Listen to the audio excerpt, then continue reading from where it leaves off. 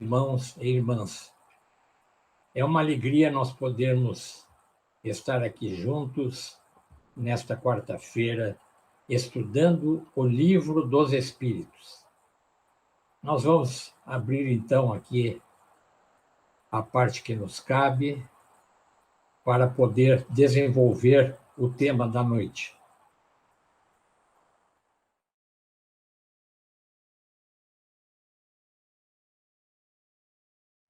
Conforme já foi anunciado, nós vamos fazer um estudo, dando continuidade, um estudo do Livro dos Espíritos, na sua parte segunda, no capítulo 8º, que trata da emancipação da alma.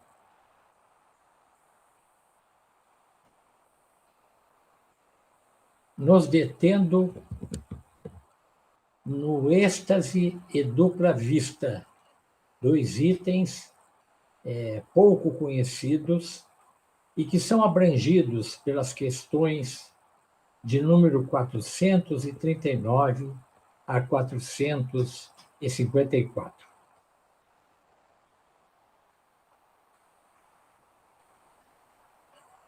Gostaríamos de lembrar que a terceira revelação nos completa o quadro das divinas leis que regem o mundo material e espiritual. Guardemos bem esta noção. Depois da terceira revelação, não haverá uma quarta nem uma quinta. Se completa aquilo que nós precisamos para ter uma visão mais perfeita de Deus, de sua soberana bondade e justiça, desvelando o mundo definitivo que nos aguarda, que é o mundo espiritual, uma vez cumprida todas as etapas da nossa evolução.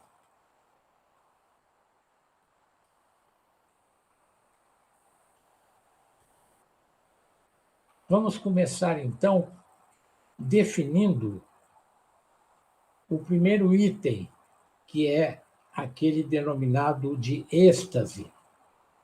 Trata-se de uma forma de transe no qual o indivíduo estático sente-se em arrebatamento íntimo, em arroubo espiritual. Diga-se de passagem que este é um fenômeno transcendente, que não está ao alcance da maioria de nós. Atinge principalmente aqueles espíritos que têm um certo grau de evolução, que têm uma certa ligação com a espiritualidade, com o mundo maior. É uma saída do corpo, da alma que sai do corpo, do espírito que sai para visitar outros orbes, outras paisagens. E nós vamos utilizar no estudo de hoje uma técnica um pouco diferente. Nós vamos fazer estudo de caso e começaremos com o relato de Kardec a respeito justamente de um fato que envolve o êxtase, este fenômeno relativamente raro. Eu peço, então, que tenham a paciência de me ouvir, no sentido de que vou ler o caso, a narrativa de Allan Kardec, que é pequena, mas que exige uma atenção para que a gente possa acompanhar os desdobramentos que seguem. Então, diz o mestre Lyonês: na Sexta-feira Santa, Pergolesi acompanhou a multidão. Aproximando-se do templo, parecia-lhe que uma calma, de há muito por ele desconhecida, se fazia em sua alma. E quando transpôs a porta principal, sentiu-se como que envolto numa nuvem, ao mesmo tempo espessa e luminosa. Em breve, nada mais viu. Um silêncio profundo se fez ao seu redor.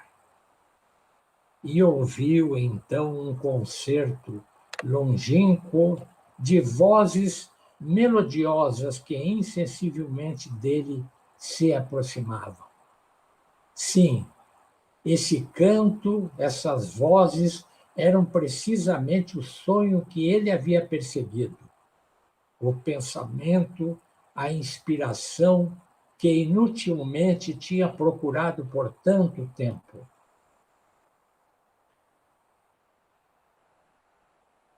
Pouco a pouco, as vozes se afastaram, a visão desapareceu, a nuvem se extinguiu e Pergolese, abrindo os olhos, viu escrito por sua mão, no mármore do templo, esse canto de uma simplicidade, de uma simplicidade sublime que devia imortalizá-lo. O Stabat Mater, que desde esse dia o mundo cristão inteiro repete e admira. O artista, e aqui estamos nos referindo a Giovanni Battista Pergolesi, o artista, ergueu-se, saiu do templo calmo, feliz e não mais inquieto e agitado. Mas nesse dia uma nova aspiração se apoderou dessa alma de artista.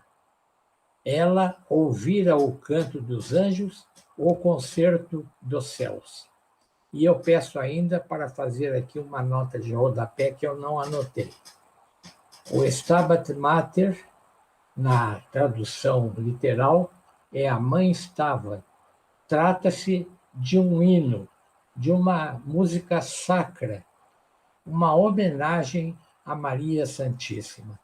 Eu tive, inclusive, a oportunidade, esta semana, de ouvir 2 vezes para ver se eu conseguia penetrar um pouco o clima do assunto que nós iríamos tratar. Recomendo, se puderem, ouçam. Aqui, então, só lembrando, né, que o Pergolesi foi um compositor, organista e violista italiano da ópera e música clássica barroca. Ele nasceu no dia 4 de janeiro de 1710 e faleceu no dia 16 de março de 1736. Bem novinho ainda, mas de uma produção extraordinária no campo da arte.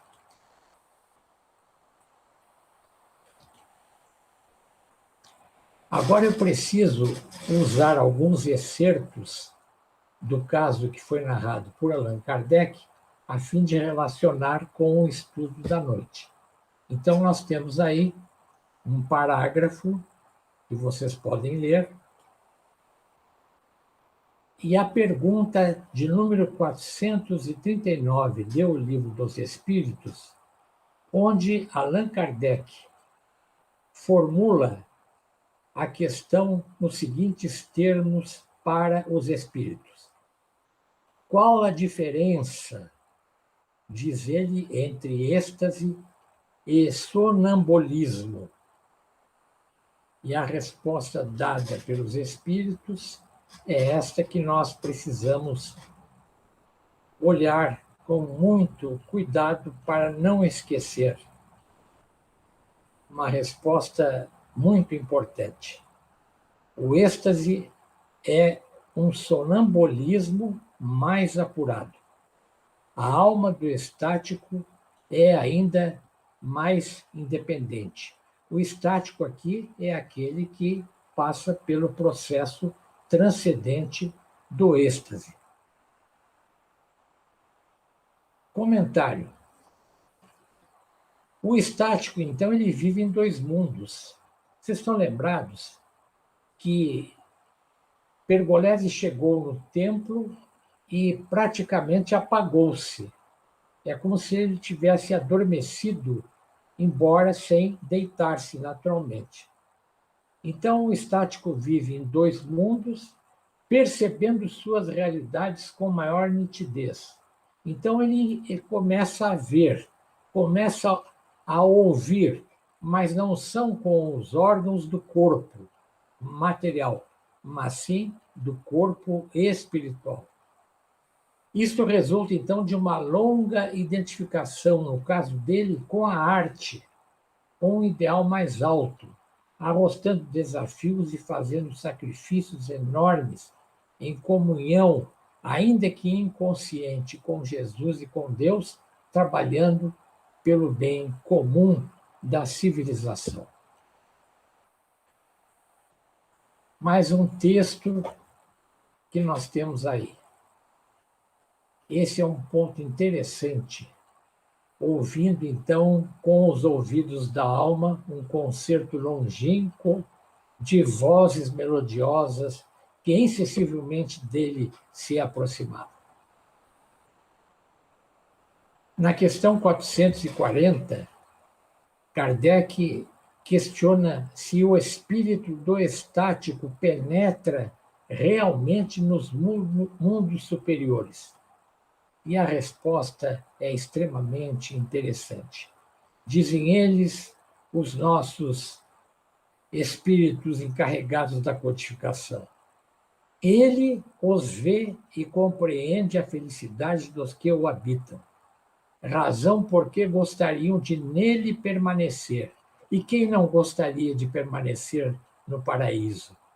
Mas há mundos que são inacessíveis aos espíritos que ainda não estão bastante purificados. Isso é fácil também de entender, pensando na escala espírita e na escala dos mundos. Comentário, então. O estático, ele gostaria de ficar num desses paraísos que vislumbra. Entretanto, isso nem sempre é possível. Ou melhor, não é possível devido ao seu grau de evolução, à sua estrutura perispiritual. Ele precisa, então, uma vez feitas as observações, retornar ao corpo material, à consciência. Mas vamos adiante. Essas vozes que ele ouvia atendiam a um sonho que ele vinha perseguindo. Isto é, o nosso músico procurava inspiração para compor uma música sacra, um hino a Maria Santíssima, a Mãe de Jesus, o nosso mestre.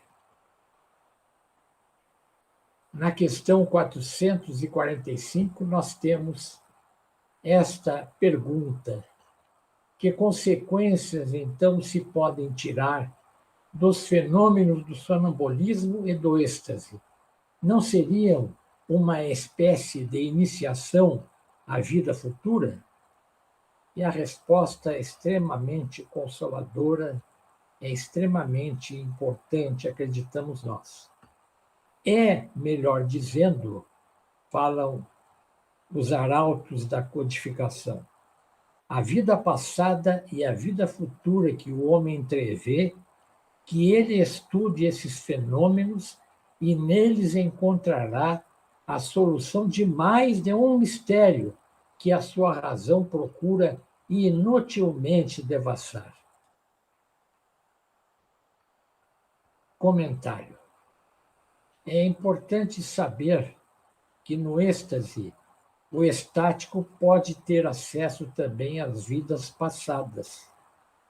Mas é bom lembrar que o esquecimento tem sua função para preservar o incauto de ter uma recaída, conforme nos ensina o Evangelho. Lá nós aprendemos, no Evangelho, segundo o Espiritismo, que o esquecimento é necessário para que ele não perturbe a atual missão reencarnatória. Mas vamos continuando. Pouco a pouco as vozes se afastaram, a visão desapareceu. E Pergolesi, então, se espanta, imaginamos nós, ao verificar que no mármore do templo está escrito por ele este canto de sublime simplicidade, o Stabat Mater, que é extremamente admirado pela comunidade cristã de todos os tempos, aquela que é mais erudita, que busca também as inspirações na música sacra para melhor se comunicar com o mundo espiritual. De tal forma que nós temos, então, a questão 446, onde a pergunta vai nos esclarecer um pouco mais a respeito do êxtase. A questão é se os fenômenos do sonambulismo e do êxtase poderiam conciliar-se com o materialismo. Pelo que nós já vimos, a resposta que vamos ter não nos surpreende. Quem os estuda de boa fé e sem prevenções não pode ser materialista ou ateu. O êxtase e a dupla vista não podem ser explicados pela ciência materialista em absoluto. É preciso lembrar, a título de comentário, que Allan Kardec, que é considerado o bom senso encarnado, dotado de uma inteligência de um cientista da época, um espírito, sem dúvida alguma, de altíssimo coturno espiritual, ele não era nem ateu e nem materialista. Assim como grandes luminares da ciência, da filosofia e da religião, que, pesquisando as leis divinas, acabam se deparando com a sobrevivência da alma e com a existência de Deus, nosso Pai, a causa primária de todas as coisas. Não há margem para o materialismo em face do fenômeno que estamos estudando. O artista, o nosso Pergolesi, então, sai do templo, agora calmo, feliz e não mais agitado. A agitação essa que se devia à busca que ele fazia para ter a inspiração dessa música maravilhosa que já fizemos referência. A partir desse dia, ele tem, então, uma nova inspiração e, logo após, Kardec fala-nos a respeito, dizendo que ele vai desencarnar, ainda bem jovem, conforme dissemos. Temos, então, a questão 453, que nos traz mais um esclarecimento a respeito. Se as pessoas dotadas de dupla vista, ela tem sempre consciência de sua faculdade. Nem sempre consideram isso perfeitamente natural e muitos creem que se cada um se observasse melhor, todos veriam que são como ele. A dupla vista que nós estamos referindo aqui é o fato da visão espiritual vista pelo Pergolesi, né? No caso narrado, nada indica, pela data em que ele viveu, inclusive, que o protagonista, o nosso maestro, tivesse consciência de vivenciar um fenômeno transcendente. Não sabemos como ele imaginou este acontecimento, que, na verdade, foi como se ele estivesse sonhando acordado, né?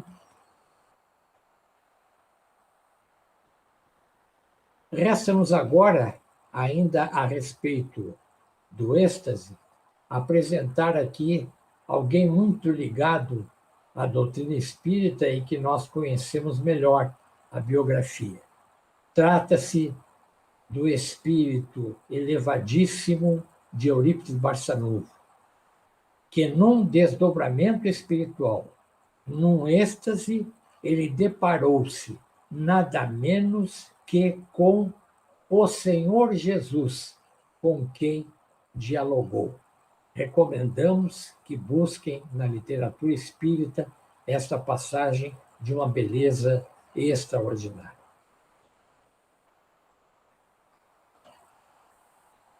Vamos, então, ao segundo tema, que é um desdobramento, digamos, do que nós já estamos falando. A dupla vista, que é o mesmo que psicoscopia, clarividência, vidência, segunda vista. É uma faculdade psíquica graças à qual quem a possui percebe, vê ou sente, além dos sentidos humanos até onde alcança a alma em sua irradiação.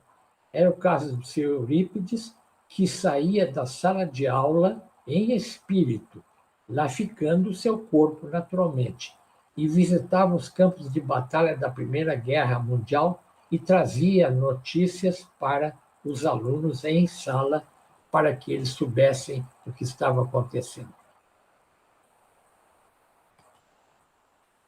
Para ilustrar, então, o caso relativo à segunda vista, nós vamos utilizar aqui um relato que nos é feito por Gabriel Delany, um outro espírito de escola ligado à codificação da kardecista, e ele faz este relato num livro chamado O Espiritismo perante a Ciência, e vale a pena também ser compulsado por todos nós posteriormente. Mas vamos ao caso.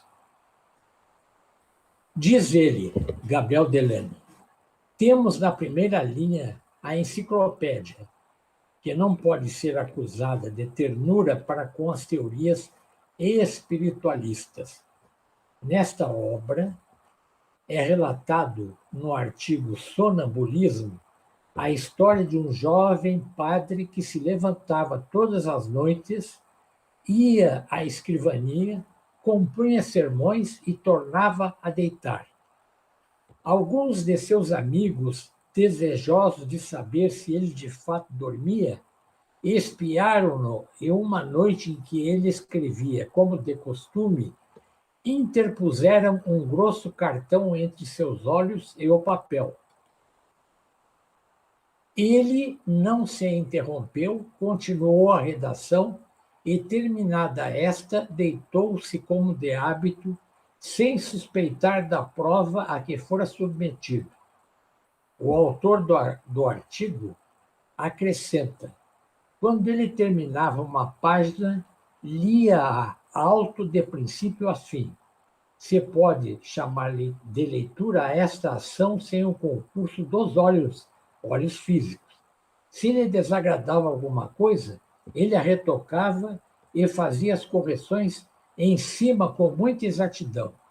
Eu vi, aqui é Delany, o começo desses sermões que ele escrevia, dormindo, e pareceu-me bem feito e corretamente escrito. Passemos, então, agora a fazer os relacionamentos do caso relatado com o estudo do Livro dos Espíritos. Na questão 447, Allan Kardec coloca que o fenômeno designado pelo nome de dupla vista, ele pergunta se o fenômeno designado pelo nome de dupla vista tem alguma relação com o sonho e o sonambulismo. E a resposta é que tudo isso é uma coisa só.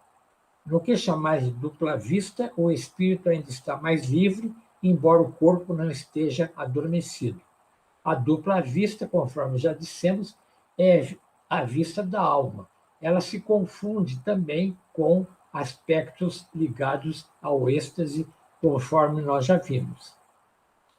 A dupla vista, então, é a visão da alma, e no caso do encarnado aqui, do padre, né, que nós vimos o caso, está intimamente ligada com o sonho e o sonambulismo.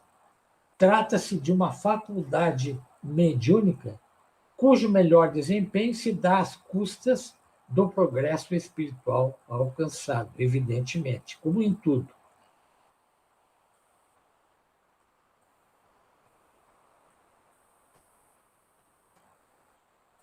Vocês vejam que, no caso, a interposição feita pelo cartão nos olhos físicos não mudou em nada aquilo com que o nosso relatado se ocupava. De tal forma que nós podemos aqui fazer também uma outra pergunta, que está lá na questão de número 448 do Livro dos Espíritos. A vista dupla, ou a dupla vista, ela é permanente? Aí nos dizem os Espíritos o seguinte, que a faculdade, sim, o exercício, não. Então, nos mundos menos materiais completam que o vosso, os espíritos se desprendem mais facilmente e se põem em comunicação apenas pelo pensamento, sem excluir, todavia, a linguagem articulada. Então, a dupla vista não é também alguma coisa que se obtém ou que é muito comum entre nós, né? Por isso é um assunto que merece um estudo mais aprofundado. No caso, portanto, fica evidente que ele, o padre, não via com os olhos do corpo, mas com os olhos da alma, totalmente focado na tarefa a que se propunha, não percebendo nada do que se passava à sua volta. Ele não percebeu, então, a entrada dos amigos enquanto estava concentrado na sua tarefa de dupla vista.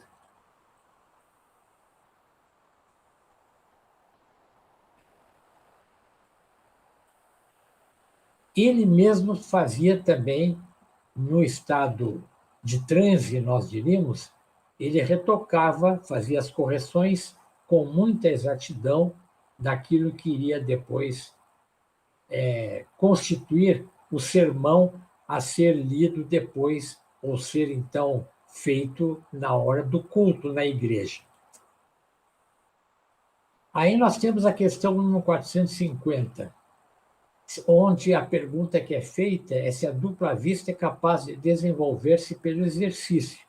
E essa resposta nos interessa de perto para o conhecimento da mediunidade e o seu desenvolvimento. Sim, o trabalho, dizem os espíritos, conduz sempre ao progresso, dissipando o véu que encobre as coisas. Nós temos um desdobramento desta pergunta na 450A. Se essa faculdade tem alguma relação com a organização física, e a resposta é de que o organismo desempenha o seu papel, mas com uma ressalva: há organismos que lhe são refratários. Comentário.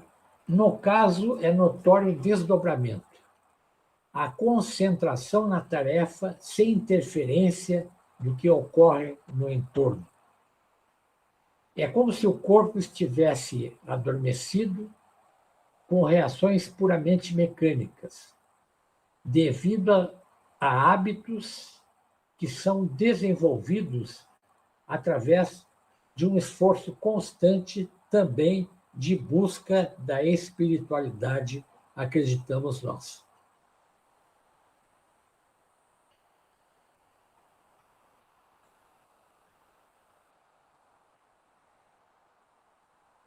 Aqui é um comentário ainda que uma finalização que é feita pelo Gabriel Delano, dizendo que é a visão dos olhos que nos prova que há nele, no caso, o médium, uma força que seguramente o dirige, que age fora dos sentidos, numa palavra, que a alma vela quando o corpo dorme.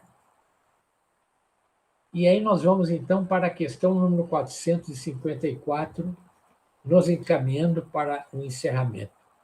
Poder-se-ia atribuir a uma espécie de dupla vista a perspicácia de certas pessoas que sem nada terem de extraordinário, julgam coisas com mais precisão do que outras? A resposta dada pelos espíritos é sempre a alma que irradia mais livremente e julga melhor do que sob o véu da matéria. Olha, vejam quantas revelações nós temos nessas questões aí colocadas e que nós fizemos uma passagem rápida, convidando a todos para um estudo mais aprofundado, mais detido a respeito desse assunto.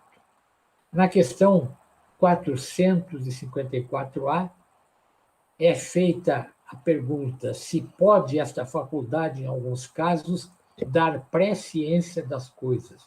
Olhem que interessante a resposta. Sim, também dá os pressentimentos, pois há muitos graus nessa faculdade, e o mesmo indivíduo pode ter todos os graus ou apenas alguns.